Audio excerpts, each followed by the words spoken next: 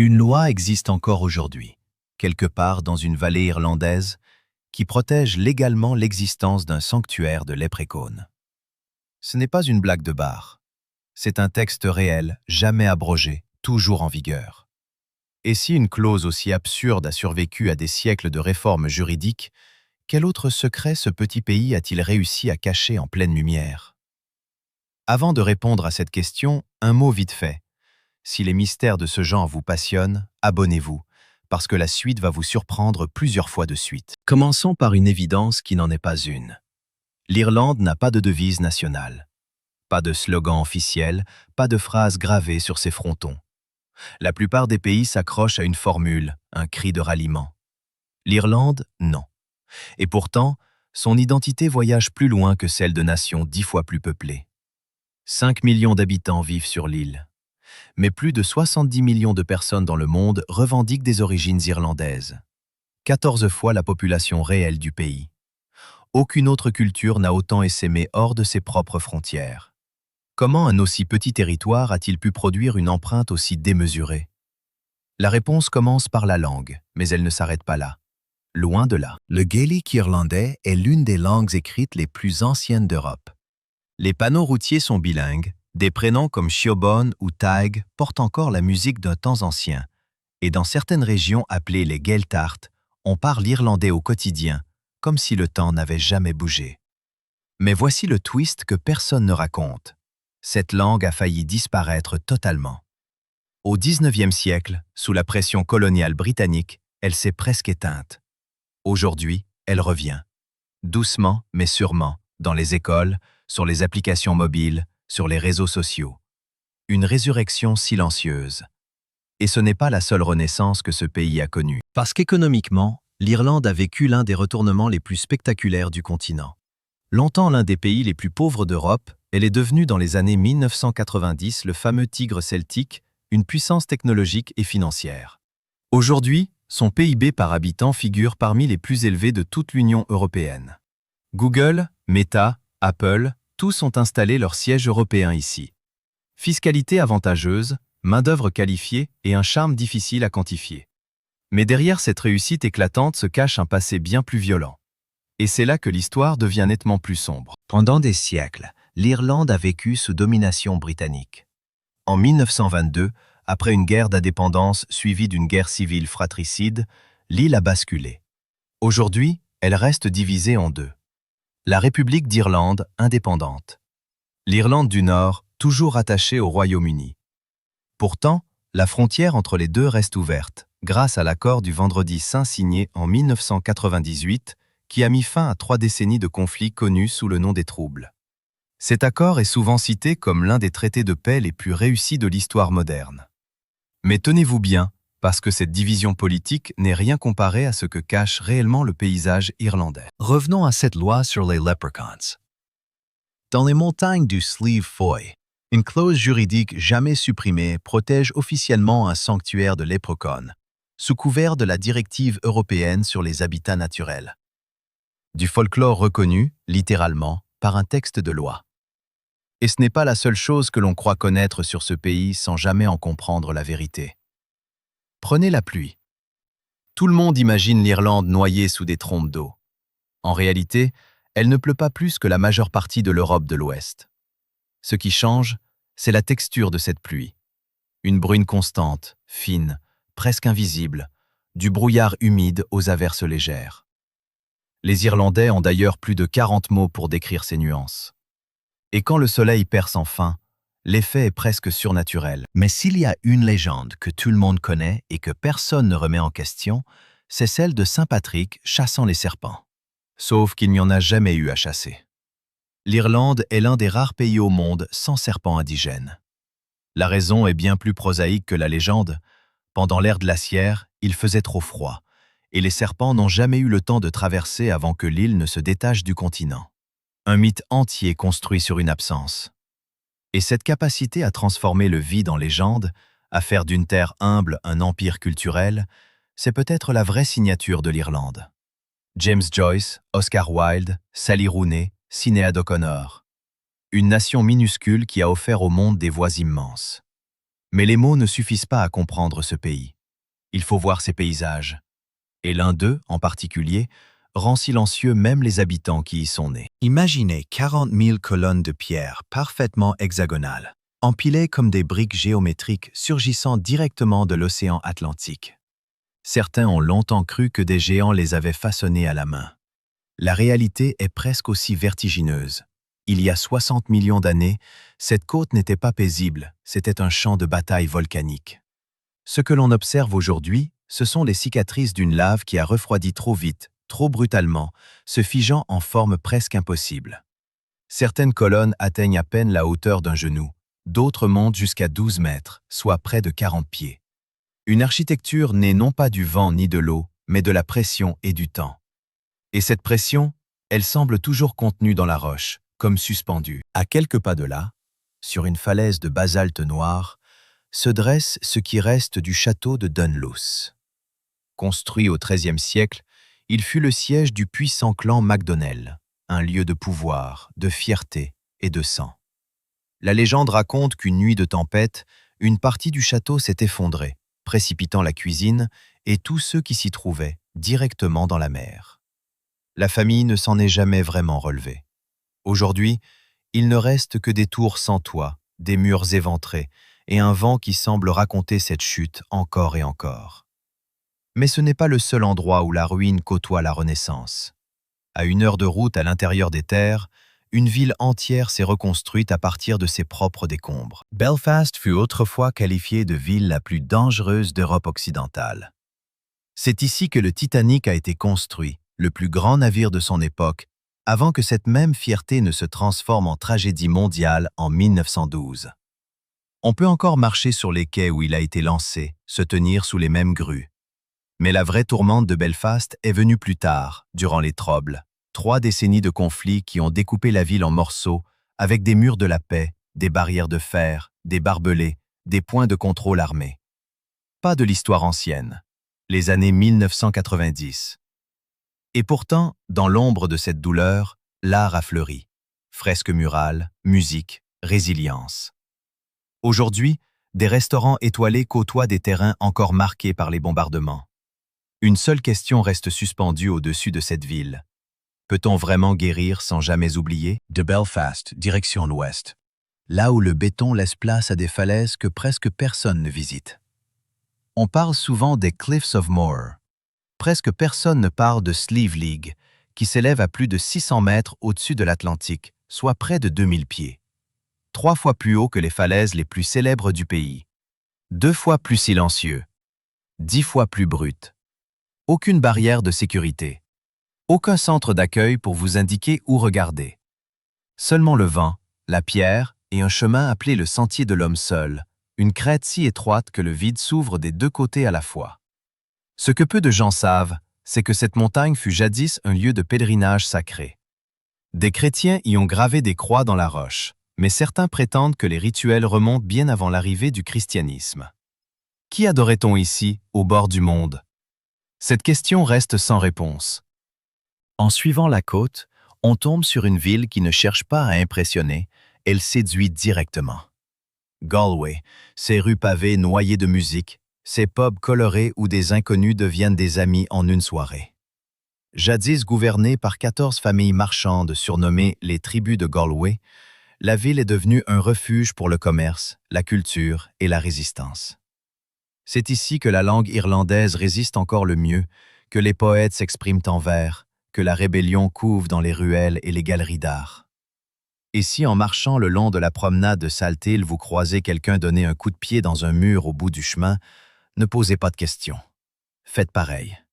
En Irlande, les traditions les plus étranges sont souvent celles qui durent le plus longtemps. Direction les terres sauvages du Connemara, un parc qui ne ressemble à aucun autre, comme si l'on entrait dans un siècle révolu.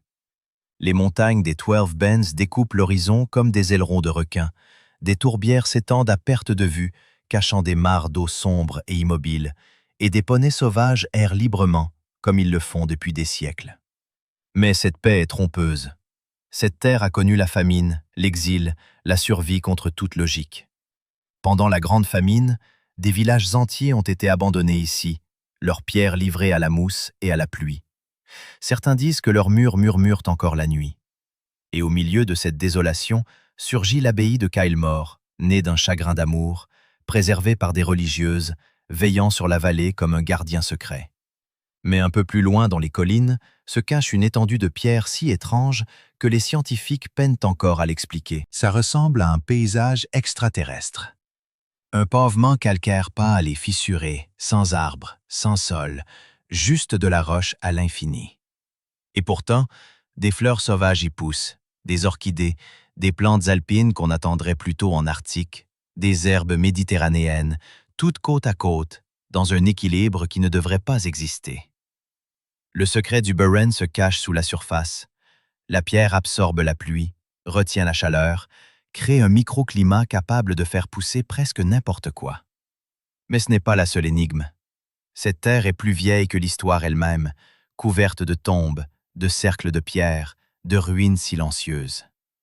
Le dolmen de Poulnabron, un tombeau érigé il y a 5000 ans, se dresse toujours là, monument dédié à des morts dont personne ne connaît plus le nom. Certains pensent que le Burren tout entier fut un immense cimetière. D'autres, une carte sacrée gravée dans la roche. Des rivières y disparaissent sous terre, des grottes s'étendent sur des kilomètres, découvertes seulement récemment. Qu'est-ce qui se cache encore là-dessous? Juste au-delà se dresse la falaise la plus photographiée d'Irlande. Aucune photo, aucune image aérienne, aucun récit ne prépare vraiment à ce moment où l'on gravit la colline et où la vue s'ouvre d'un coup. Des vagues s'écrasent contre des falaises de 214 mètres, soit plus de 700 pieds. Des oiseaux tournoient en contrebas et le vent souffle si fort qu'il peut littéralement couper la respiration. Ce que la plupart des visiteurs ignorent, c'est que ces falaises ne sont pas seulement spectaculaires, elles sont vivantes. Zone de protection spéciale, elles abritent 20 espèces d'oiseaux marins. Des macareux nichent l'été, des faucons pèlerins chassent depuis les hauteurs, et sous la surface, des dauphins traversent les courants. Mais ces falaises portent aussi une part d'ombre. Les Irlandais les appelaient autrefois Ailt an Moter, les falaises de la ruine. Des navires ont sombré sous ces vagues, et dans la mythologie locale, cette côte fut le royaume des dieux marins et des monstres. Plus au sud, la péninsule de Dingle semble ignorer complètement le temps. Les moutons y sont plus nombreux que les habitants, des huttes de pierre marquent l'endroit où des moines priaient jadis, et l'irlandais résonne encore dans les conversations quotidiennes. À Slee Head, des huttes en forme de ruche tiennent debout depuis 1000 ans, sans mortier, ayant survécu à toutes les tempêtes imaginables. Au large, les îles Blasket, abandonnées dans les années 1950, restent hantées par leur propre beauté. Et dans le port de Dingle vivait un dauphin nommé Fungi, resté seul près de 40 ans dans cette baie. Pourquoi y est-il resté aussi longtemps? Personne ne le sait vraiment. Mais pour les habitants, il n'était pas un simple animal marin. Il était un symbole de joie pure. Un peu plus loin s'enroule l'une des routes les plus spectaculaires du monde, le Ring of Kerry. 179 km, soit 111 miles, de paysages tellement contrastés qu'ils semblent découpés dans plusieurs mondes différents. On y croise des forts de pierre plus anciens que les pyramides, comme Steg Fort, érigé il y a 2500 ans sans une once de ciment. On y longe Derrynane Beach, ancien repère de contrebandiers et de révolutionnaires. Et on aperçoit les falaises de Kerry, culminant à plus de 300 mètres, presque 1000 pieds, presque aussi impressionnantes que les plus célèbres du pays. Mais le vrai secret de cette route, ce n'est pas ce que l'on voit, c'est ce que l'on ressent en la traversant. Et juste après cette route intemporelle, s'étend le plus ancien parc national d'Irlande, Killarney. Plus de 100 km² de forêts de chênes, de cascades et d'un lac où la brume semble jeter un sort. Des cerfs rouges rares, des ifs millénaires et des mousses presque tropicales y prospèrent dans un air doux et humide. Le château de Ross, forteresse du XVe siècle réputée imprenable, tomba pourtant un jour, attaqué depuis l'eau, une méthode que ses défenseurs jugeaient impossible. Le Gap of Dunloe traverse les montagnes comme une cicatrice, et au cœur de tout cela se dresse Muckross House, où la reine Victoria séjourna un jour, changeant à jamais le cours de l'histoire irlandaise par cette simple visite. Non loin de là se trouve la ville que certains surnomment la véritable capitale de l'Irlande. Cork, bâtie sur une île entre deux bras de la rivière Lee, rebelle depuis toujours.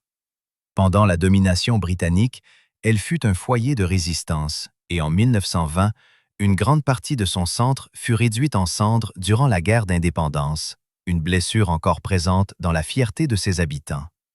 Mais Cork ne vit pas dans le passé. Au English Market, l'un des plus anciens marchés couverts du monde, on échange des produits depuis 1788.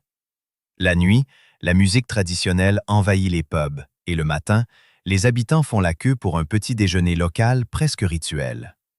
Mais la véritable richesse de cette ville, ce sont ses habitants, convaincus que Cork est la meilleure ville du monde. Et après quelques heures ici, on finit presque toujours par les croire. Plus loin se dresse un site qui ressemble à un trône taillé pour des rois. Une colline de calcaire couronnée de ruines médiévales, visible à des kilomètres à la ronde. Le Rock of Cashel. Ce fut le siège des anciens rois d'Irlande, bien avant que Dublin ou Belfast ne détiennent le moindre pouvoir. On y trouve une tour ronde du XIIe siècle, une cathédrale imposante et la chapelle de Cormac, ornée de sculptures romanes rarissimes ayant traversé 900 ans d'intempéries irlandaises. La légende raconte que saint Patrick y convertit le roi Angus en le transperçant accidentellement le pied avec sa crosse, le roi restant impassible, pensant que la douleur faisait partie du rituel. Certains racontent même que le diable a laissé tomber ce rocher en survolant l'Irlande. D'autres pensent que cette terre porte une énergie plus ancienne encore que le christianisme. À une vallée de là, le temps ralentit encore. Glendalough, la vallée des deux lacs, n'est pas qu'un simple paysage, c'est un véritable portail vers une autre Irlande.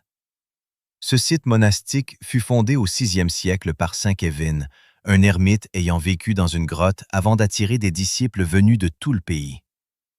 Aujourd'hui, subsiste une tour ronde debout depuis 1000 ans, haute de 30 mètres, presque 100 pieds, jadis utilisée comme refuge contre les raids vikings.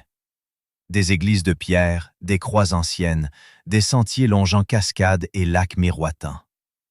Mais il y a ici quelque chose de plus difficile à décrire. Un silence presque tangible, un lieu de guérison, de méditation, de savoir tacite. Et si des milliers de visiteurs y passent chaque année, presque personne ne trouve vraiment ce qui se cache entre ces pierres. Puis vient Dublin, capitale bruyante, littéraire, superposée d'histoires.